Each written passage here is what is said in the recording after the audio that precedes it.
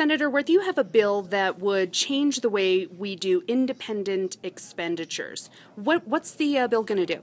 Well, it's Senate Bill 11, and this bill is in response to the Citizens United decision, which has fundamentally changed the game when it comes to campaign finance. And we've seen all the super PACs and Gingrich against Romney, and we're seeing it play out on the Republican side. This was a bipartisan effort to do the one thing really that Citizens United said we could still do, which is when these independent expenditure committees come into New Mexico in state races, can't deal with the federal side, but on state races, if they're engaged in express advocacy for or against a client, or if they are educating voters within a set window, 30 days before a primary, 60 days before a general election, we can require them to disclose the donors so that voters going to the polls, Republicans, Independents, Democrats, can know where the money's coming from.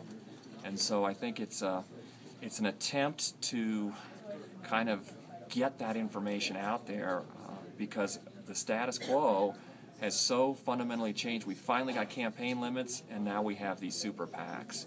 And so this way, at least we know where the money's coming from until we ultimately fix the Citizens United decision, which has to happen, of course, at the federal level. So you had some support for this in the Courts, Corrections, and Justice Committee. Do you feel like that support's going to extend to the floor? Well, we passed a version pretty close to this last year. It was Senate Bill 547. It went through the Senate, made it through the House committees, and just Representative Gentry was going to carry it on the floor of the House, and it just ran out of time.